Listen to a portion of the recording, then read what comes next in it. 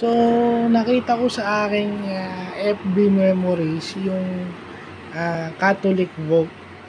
So, itong Catholic vote daw is isang free conscience vote na ang premise nito, ang pinagbabasihan at ang values nito ay yung gospel.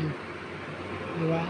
Yung salita mismo ni Lord yung pinagbabasihan mo ng iyong boto. Di ba? Free conscience daw to that adheres to the values formed by the gospel. So, yun yung mga bagong natututunan natin. I mean, yung word Catholic is universal. So, ibig sabihin, pag gospel yung ginawa mong sign ng pagbobote, it's called the Catholic vote.